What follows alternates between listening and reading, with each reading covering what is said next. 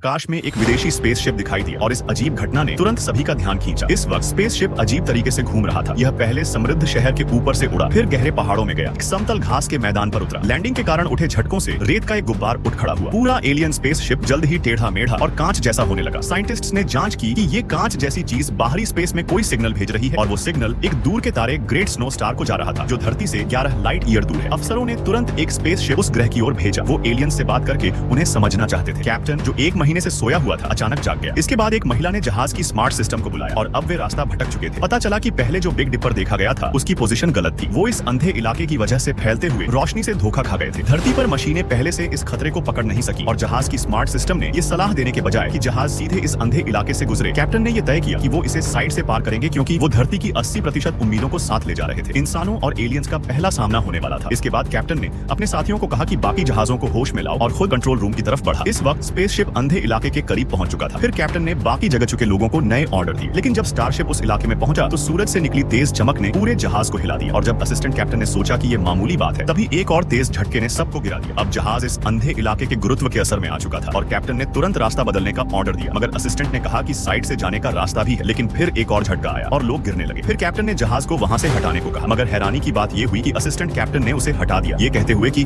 उसने मिशन खतरे में डाला है। फिर उसने खुद ऑर्डर दी। कैप्टन ने पहले एक गद्दार को गिराया, फिर असिस्टेंट को लात मारी। मार्शल आर्ट्स करने वाली महिला ने भी उस पर अटैक किया, लेकिन असिस्टेंट ने पीछे से उस पर हमला किया, उसे बेहोशी का इंजेक्शन दिया और कई लोग उसे सुला कर ले गए। अब असिस्टेंट कैप्टन ने स्मार्ट सिस्टम को कहा कि जहाज को अंधे रास्ते में जाने दो और उसके ऑर्डर पर जहाज की सुरक्षा दीवार हटा दी गई और स्पेसशिप तेजी से उस रास्ते में चला गया। मगर कुछ ही सेकंड में अंधे इलाके का पिंड तेज रोशनी के साथ फट गया। उनके पास अब रास्ता बदलने के अलावा कोई चारा नहीं था, लेकिन जिद्दी असिस्टेंट अभी भी अपने फैसले पर अड्डा रहा। रास्ते में स्टारशिप को तेज रोशनी ने मारा और एक और जोरदार झटका आया। अब असिस्टेंट ने तेज रफ्तार से उड़ान का आदेश दिया, लेकिन एक और अफसर ने कहा कि सुरक्षा सिस्टम अभी टूटा है। तभी एक और धमाका हुआ। स्मार्ट सिस्टम ने बताया कि सुरक्षा ढाल फेल हो गई है और थ्रस्टर की एनर्जी पूरी तरह वापस आ चुकी है। फिर एक और जोरदार झटका लगा और जहाज का एक हिस्सा ज्यादा भार की वजह से फट गया। अब सबको कप्तान को उठाना पड़ा। धमाके से ली रेन गिर पड़ा। कप्तान भाग कर आया और उसने इमरजेंसी उपाय करने को कहा और असिस्टेंट से बाद में बात करने की बात कही। फिर उसने सिस्टम को दोबारा शुरू करने के लिए कहा। ऑन ऑर्डर देने के बाद उसने असिस्टेंट को काबू में लेने को कहा। जैसे ही उस आदमी ने कुछ फेंका, एक गार्ड ने हमला कर दिया और असिस्टेंट को काबू में ले लिया। अब कैप्टन ऑब्जर्वेशन डेक पर गया और मैनुअल कंट्रोल सिस्टम ऑन कर दिया। तभी 1 महीने से शांत पड़े एलियन क्रिस्टल हिलने लगे। एलियंस ने मोजार्ट के म्यूजिक के साथ जवाब दिया और साइंटिस्ट्स को समझ आया कि एलियंस बहुत कम आवाज की तरंगों से सिग्नल भेज रहे थे। अब स्पेसशिप के फटने का खतरा नहीं था, मगर बिजली और कम्युनिकेशन सिस्टम बर्बाद हो चुके थे।